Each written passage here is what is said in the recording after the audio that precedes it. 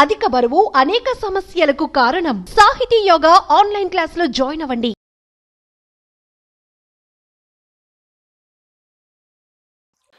కాఫీలు, టీలు, paneer, ice cream అన్నీ చేసుకొని తింటున్నారు, తాగుతున్నారు.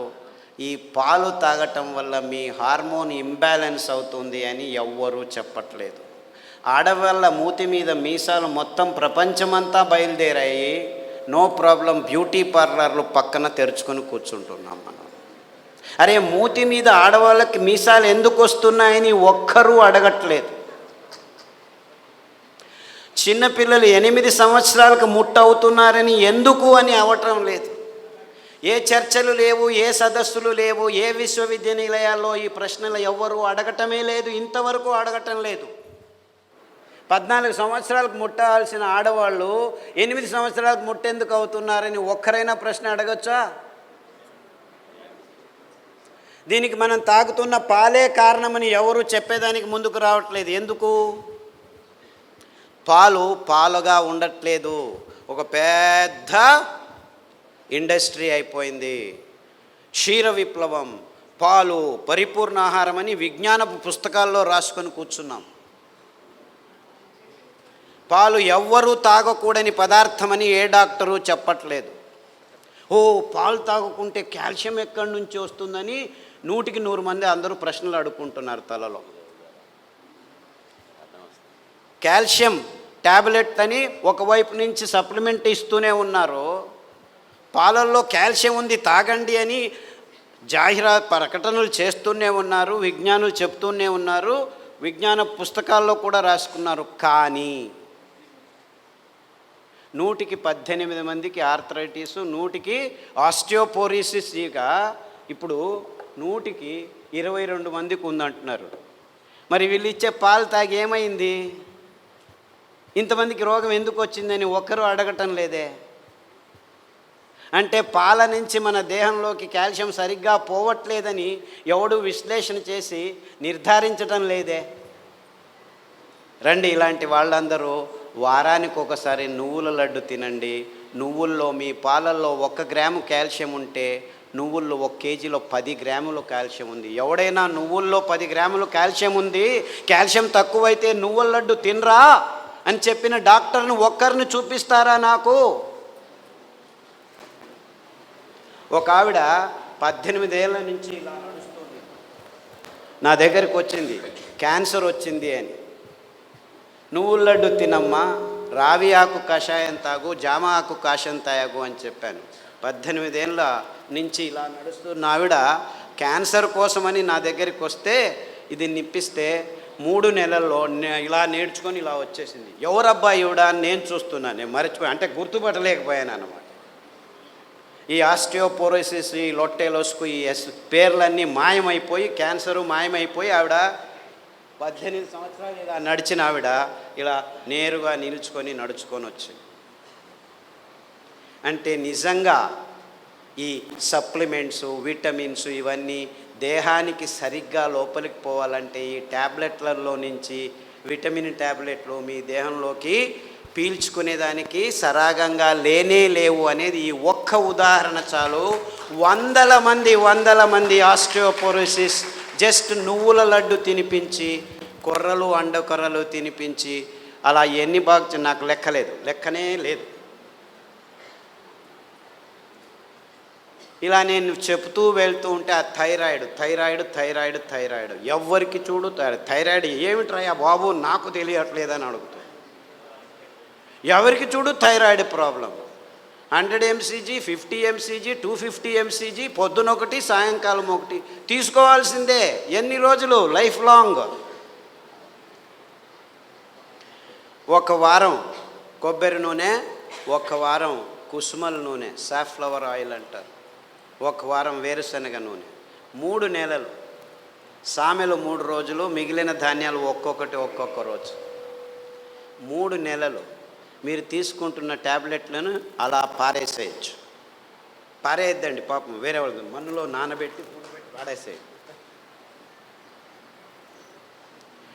ఇంత సులభంగా, ఇంత సరళంగా ఇలాంటి భయానకమైన ఆధునిక రోగాలన్నిటినీ మనం మన దేహం నుంచి దూరంగా పారదోలవచ్చు. ఏ ఇబ్బంది లేదు, ఎవరు ఏమీ కష్టపడాల్సిన పని లేదు. కానీ తొందర ఎక్కడొస్తుంది తెలుసా? ఒక చిన్న అమ్మాయి, 21 సంవత్సరాల అమ్మాయి నా దగ్గరకు వచ్చింది, ముస్లిం అమ్మాయి.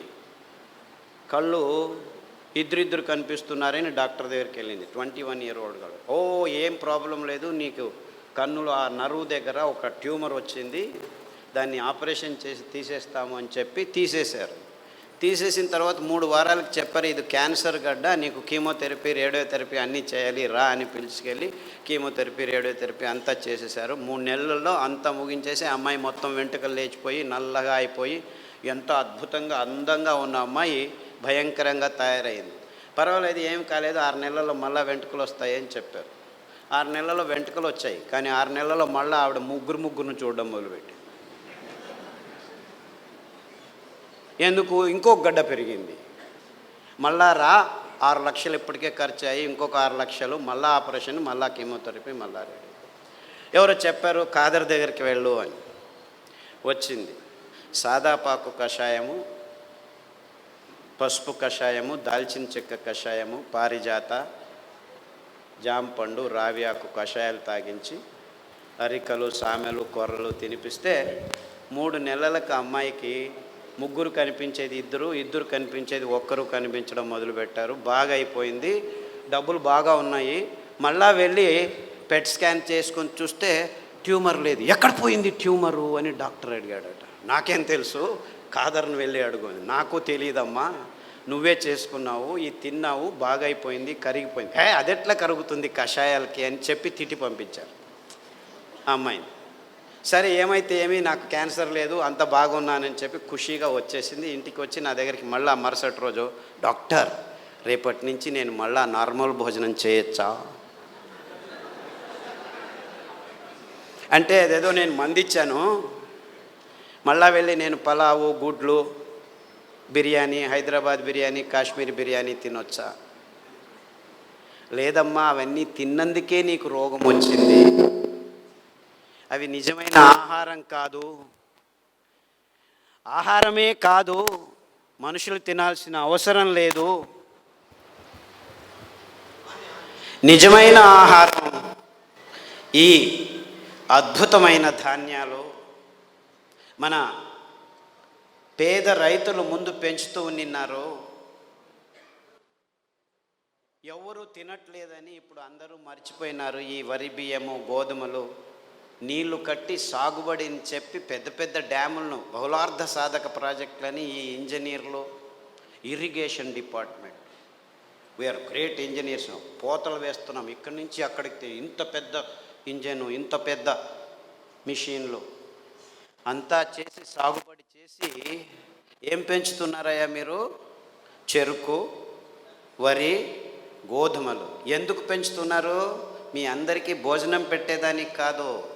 ఈ పెద్ద పెద్ద ఫర్టిలైజర్ కంపెనీస్ తయారు చేస్తున్న రసాయనిక ఎరువుల్ని మన భూమి మీద వేసి మన భూమి ఫలవత్తతను నాశనం చేసేదానికి.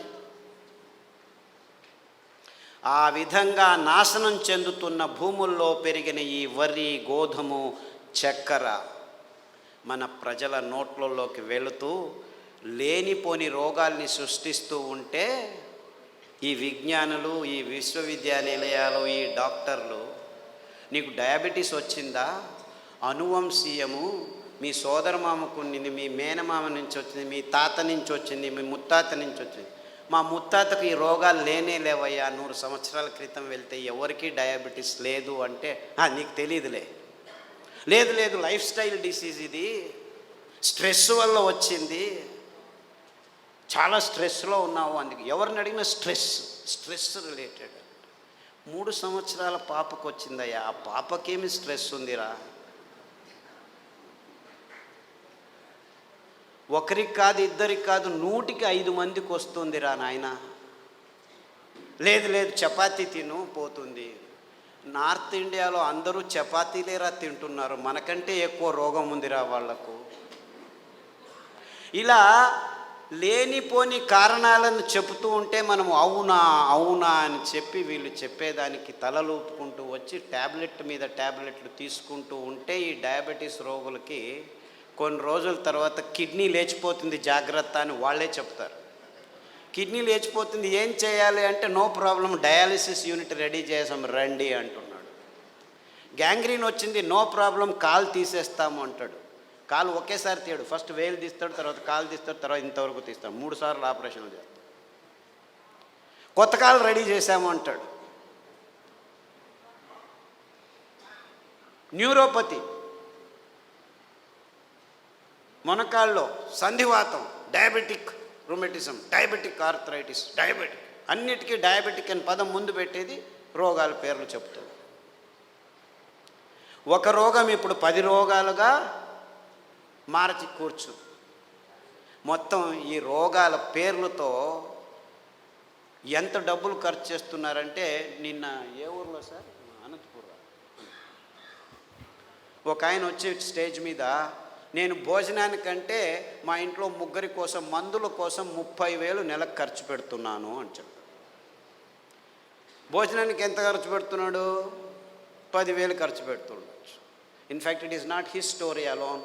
ప్రపంచంలో ప్రతి ఒక్కరూ, మన దేశంలో పేదవాళ్ళు సమేతంగా పల్లెల్లో కూడాను కనీసం సంవత్సరానికి 28,000 రూపాయలు ఒక్కొక్కరికి డాక్టర్ల జాబితాలో ఈ ఔషధి కంపెనీల లాభాల్లోకి చేరుస్తున్నారు. డయాబెటీస్ ఒక్క రోగానికే ఈ ప్రపంచంలో ఔషధి కంపెనీలు చేసుకుంటున్న లాభం ఎంత తెలుసా? 60,000 శతకోటి రూపాయలు. 60,000 శతకోటి రూపాయలు అంటే మీకేమైనా కళ్ళ ముందు ఎన్ని సున్నాలు వస్తున్నాయి? 6 పక్కన 12 సున్నాలు. అందులో 1/3 భాగం అంటే 3వ భాగం మన భారతదేశపు కానుక. 20,000 శతకోటి రూపాయలు మన దేశం నుంచి ఈ ఔషధి కంపెనీలకు జస్ట్ టు మేనేజ్ డయాబెటీస్ కోసం మనం కానుకగా ఇస్తున్నాము. ఒక్కొక్కరు ఈ ఒక్క రోగాన్ని 10 సంవత్సరాల్లో పలు రూపాలకి మార్చుకొని చివరికి చావు నప్పుతున్నారు. అంటే ఈ రోగం నుంచి మీకు విముక్తి లేనే లేదు బాబు, ఇన్ని రోగాలతో చావు ఎందుకు రాదురా అని కోరుకునే పేషెంట్లు రోజు రోజుకు ఎక్కువ అవుతున్నారు. ఇంత భయంకరమయంగా ఉంటుంది మీకు.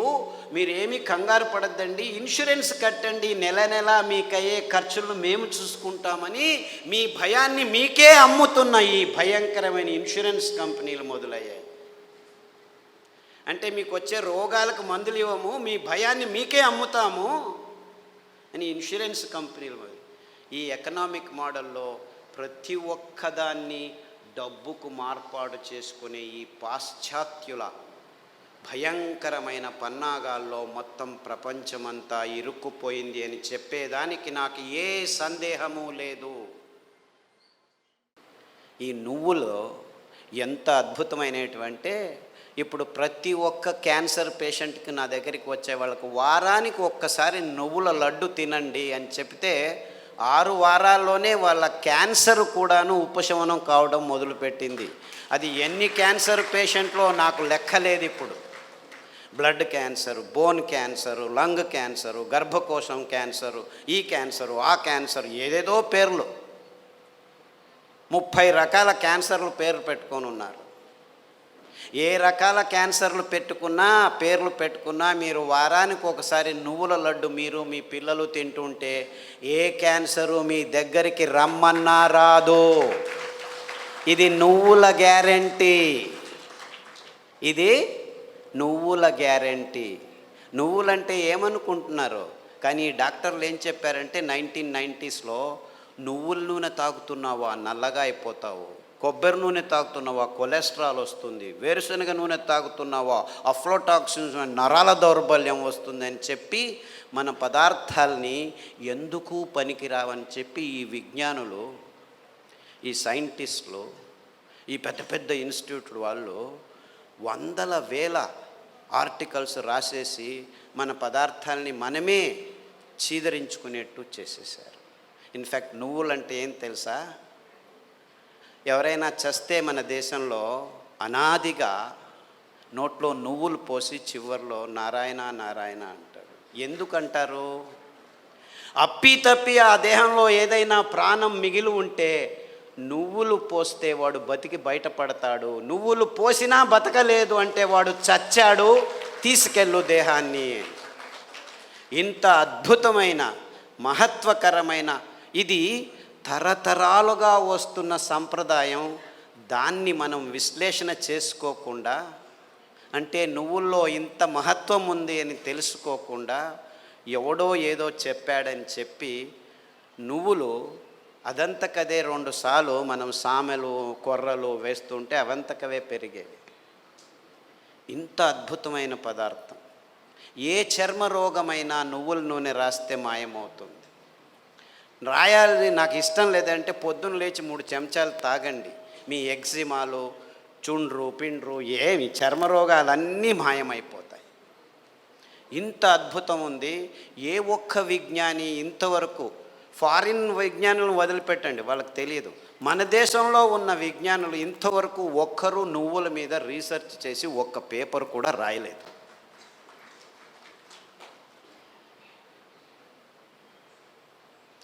అంటే ఒక్కరు కాదు, వందల వేల మంది మైగ్రేన్ హెడేక్స్ ఉన్న వాళ్ళు ఈ నువ్వుల్ని, ఇంకా నేనేమి చెప్పట్లేదు మీకు, వరి నువ్వుల గురించే చెప్తున్నాను.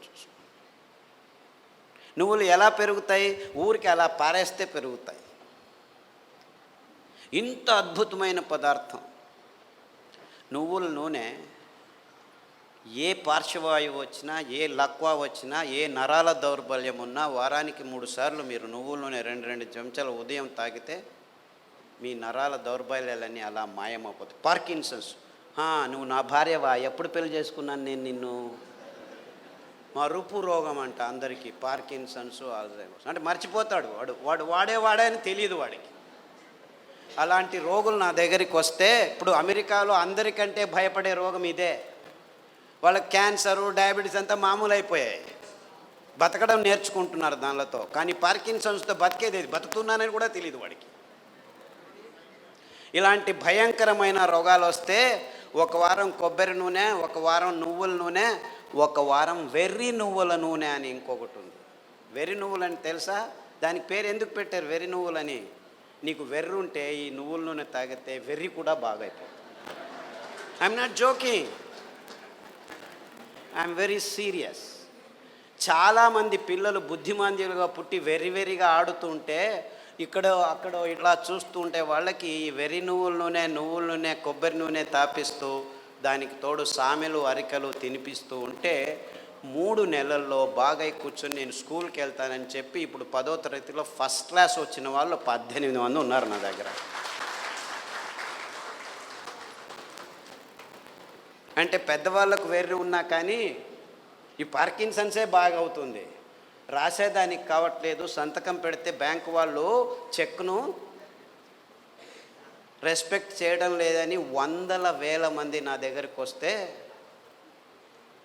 వందల వేల మంది, 1-2 కాదు, ఈ అరికలు సామెలు కొర్రలు తినిపిస్తూ ఈ నువ్వుల నూనె, వెర్రి నువ్వుల నూనె, కొబ్బరి నూనె వారం మార్చి తాపిస్తూ పసుపు కషాయం, జీలకర్ర కషాయం, శుంఠి కషాయం తాగిస్తే 3 నెలల్లో సైన్లు చేస్తుంటే చాలా బాగుంది, ఎలా తయారయ్యారు మీరు అని బ్యాంకు వాళ్ళు అడుగుతున్నారట. అంతకుముందు నోటరీ సర్టిఫికెట్ని తీసుకోవాలి, ఈవిడే సైన్ చేస్తుంది కానీ సైన్ చేయలేకపోతుంది, డాక్టర్ సర్టిఫికెట్ తీసుకోవచ్చు. ఇలాంటి కేసులు 100 ఉన్నాయి.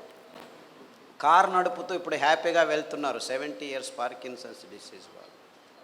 అంటే నేను క్యాన్సర్ గురించి చెప్పట్లేదు, that is such a silly problem,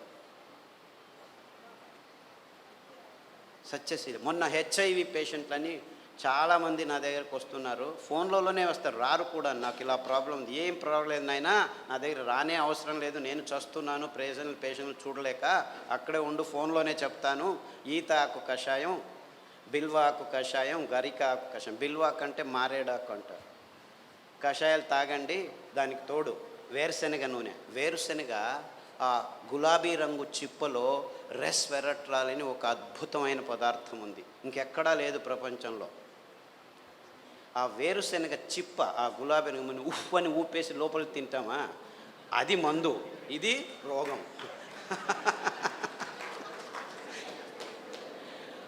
ఆ ఊపకుండా ఆ గులాబీ రంగు ఆ చిప్పను ఒక 10 గింజలు నానబెట్టి మొలకొస్తుంది, ఈజీగా బయటకు వస్తుంది, దాన్ని తీసుకొని తిను. దానికి తోడు వేరుశనగ నూనె తాగితే అందులోనూ రెస్వెరట్రాల్ ఉంటుంది.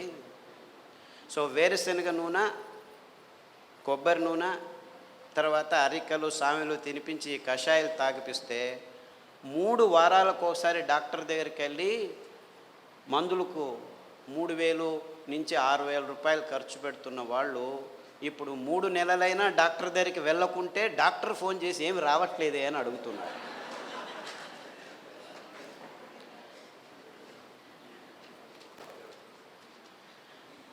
అంటే ఆ ఈత ఆకులో, ఆ మారేడు ఆకులో, ఆ గరికలో ఎంత అద్భుతమైన విషయాలు ఉన్నాయని ఎవరూ చెప్పేదానికి ముందుకు రావట్లేదు. వందల మంది. సో నాకు ఎక్కడ లేని సంతోషం. ఈ అరికల్లో, సామెల్లో, ఊదుల్లో, కొర్రల్లో గ్యాంగ్రీన్ పేషెంట్లు అది ఎంతమందికి బాగు చేశానో నాకు లెక్కనే లేదు నాకు. I have no count. రేపు కాల్ కట్ చేస్తారంటే డాక్టర్ ఖాదర్ చెప్పాడు, చామంతి పూల కషాయం, ఆకుల కషాయం తాగండి.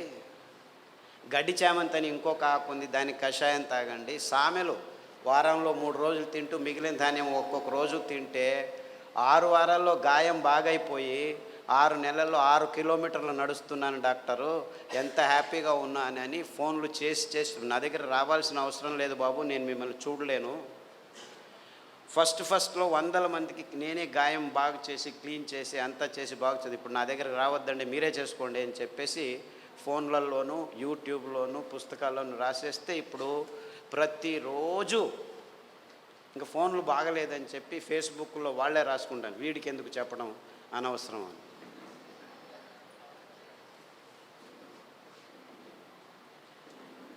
Things are very simple actually. కానీ ఈ ఎకనామిక్ మోడల్లో మొత్తం ప్రపంచమంతా జీవనం చేస్తుంది. విజ్ఞానం కూడా ఎకనామిక్ మోడల్కి వచ్చేసి ఎంత భయంకరమైన అసత్యాల్ని వైజ్ఞానం అని చెప్పేదానికి పాలు అనే ఒక పదార్థమే చాలు. పాలంటే ఏమిటి? ప్లాస్టిక్ సంచుల్లో 10 రోజులు కోల్డ్ రూమ్లో పెట్టి హోమోజినైజ్ చేసి పాశ్చరైజ్ చేసి చిన్నపిల్లల నోట్లలోకి ప్లాస్టిక్ బాటిల్లో ప్లాస్టిక్ నిపుల్స్తో పెడుతున్నది పాలనుకుంటున్నారా మీరు? పాలంటే తల్లి తన స్తనం నుంచి నేరుగా పాప నోటికి అందించే అద్భుతమైన అస్థిర పదార్థం. అంటే నేరుగా, ఇంకా మధ్యలో ఏం ఉండకూడదు, నో ప్రాసెసింగ్, నథింగ్. అది మనిషి కావచ్చు, ఆవు కావచ్చు, పులి కావచ్చు, ఏనుగు కావచ్చు. పాలు నిర్వచనం ఇది. కానీ విజ్ఞానం పుస్తకాల్లో ఏం రాసుకుని కూర్చున్నాం మనం? పాలు పరిపూర్ణ ఆహారం అని అందరూ పాలు తాగడం మొదలుపెట్టారు.